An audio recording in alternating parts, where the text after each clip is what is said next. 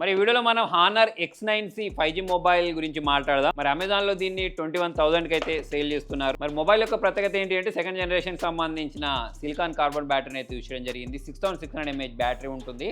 మరి వీళ్ళు 3 days వరకు బ్యాటరీ బ్యాకప్ వస్తుందని చెప్తున్నారు. మొబైల్ యొక్క ఇంకొక ప్రత్యేకత ఏంటి అంటే దీనికి సంబంధించిన డ్యూరబిలిటీ అన్నట్టు. మరి మొబైల్ కింద పడేసినా ఏం కాదంటున్నారు. ఒకసారి టెస్ట్ చేసి చూద్దాం.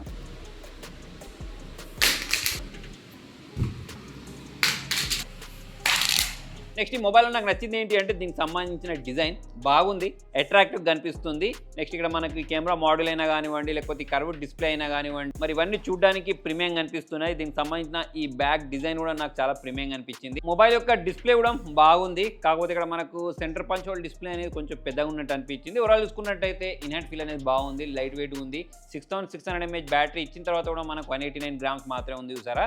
సో దీన్ని మనం మెచ్చుకోవచ్చు. వెయిట్ డిస్ట్రిబ్యూషన్ అనేది చాలా బాగుంది. కెమెరా గురించి మాట్లాడితే back side 108 megapixel plus 2 megapixel camera ఇచ్చారు. బ్యాక్ కెమెరా చేసి 4K రికార్డ్ చేసుకోవచ్చు, కానీ సెల్ఫీలో 4K ఇవ్వలేదు. కెమెరా పర్ఫార్మెన్స్ గురించి మాట్లాడినట్టయితే ఎక్సలెంట్ గా ఉంది. చాలా మంచి పోర్ట్రేట్స్ అయితే ఈ మొబైల్ క్యాప్చర్ చేయగలుగుతుంది. ఇక పర్ఫార్మెన్స్ గురించి మాట్లాడినట్టయితే పెద్ద చెప్పుకోదగ్గ ప్రాసెసర్ అయితే ఇచ్చినట్టు నాకు అనిపించలేదు. స్నాప్డ్రాగన్ 6 Gen 1 ప్రాసెసర్ ఇచ్చారు. అలా కాకుండా ఇంకా దీనికంటే మనకు లేటెస్ట్ ప్రాసెస్ ఉన్నాయి కాబట్టి అవి ఇస్తే బాగుండని చెప్పేసి నాకు అనిపించింది. ప్లస్ ఇంకోటి ఏంటంటే దీనిలో మనకు అవుట్ ఆఫ్ బాక్స్ ఇది Android 14 తోటే వస్తుంది.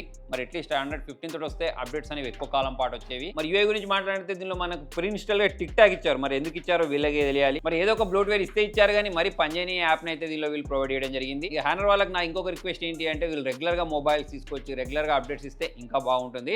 ప్రజెంట్ తీసుకున్నట్టయితే దీని ప్రైస్ అనేది నాకు ఎక్కువ అనిపించింది. మరి మీకేమనిపించిందో కింద కామెంట్లో రాయండి. Thank you.